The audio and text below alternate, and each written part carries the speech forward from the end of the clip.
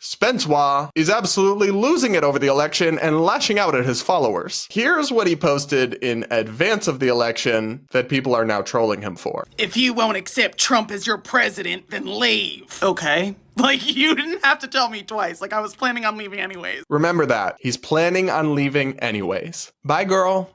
Don't let the door hit ya. Was that supposed to be threatening? Was that supposed to be your way of one-upping me? Because in reality, you're just telling me something I've already thought about doing. Trump is a scary man. Like, he is terrifying. So if he becomes president, I have no problem leaving. If I saw Trump approaching me on the street, I would run in the opposite direction. My fight or flight would kick in and I'd turn into Usain Bolt. He's literally talked about starting all-out wars, getting rid of the LGBTQ+ community, destroying reproductive care, getting rid of immigrants, even though this country was literally built by immigrants. What? Trump started no new wars as president last time and says he wants to negotiate ends to some of the conflicts the US is currently involved in. In getting rid of the LGBT community? Spencer, what are you talking about? Trump is pro-gay marriage and appointed high-level gay officials to his administration last time around. He does favor some restrictions on transgender issues, but nobody's talking about getting rid of anyone. You need to touch grass. As far as destroying reproductive care, Trump is pro-IVF and wants to make it available to all taxpayers, actually, and says he doesn't favor a federal abortion ban and wants to leave it to the states. So, not sure what you're on about, but okay. And getting rid of immigrants is such an absurd thing to say. You are conflating legal, lawful immigrants with illegal immigrants, with undocumented immigrants.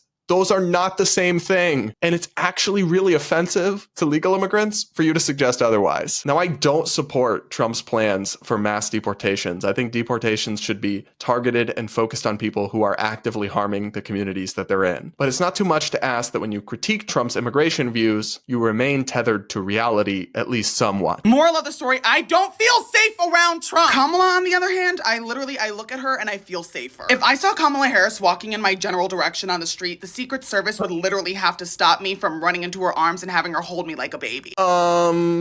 Spencer, that's not normal. If you like Kamala, fine. If you voted for Kamala, fine. But like, that's not a normal level of emotional relationship or attachment to have to a politician. Now, of course, now that Trump has won, people are trolling Spencer and asking him when he's buying his plane ticket, when he's going, when he's following through on his clear promise to leave the country if Trump wins. And he's suddenly obfuscating or kind of making it sound like, well, I was just saying maybe, while also wishing terrible things on Trump supporters. Here we go with the Trumpies in my comment section. I mentioned the other day that if Trump got reelected as president, I have no problem leaving the country. Well, no, you didn't say I have no problem doing it. Well, you did say that, but you also said, yeah, I'm planning on doing it. So now people, and it's not all Trump supporters, it's also people like me, are checking in to ask how your plans are going, when you'll be following through on these promises, because we're sick of annoying liberal people whining and complaining about how they're going to flee the country if Trump wins, and they never do. It's not unreasonable for people to ask that you actually practice what you preach when you're an influencer who reaches millions of people online every day. And the second Trump got reelected, my comment section started looking like this. Hey, so did you book that flight? So are you leaving or what? Are you not leaving this country? When are you leaving? Did you pack your bags? Pack your bags. Book that flight, buddy. When you leaving? First of all, Trump isn't in office yet. We still have until January. Second of all, clearly I haven't packed my bags and left the country yet. But I'm not surprised that you Trumpies would think that the second that man got reelected, I'd be flying out of the country first thing, considering half of you can't read above the first grade reading level. Yeah,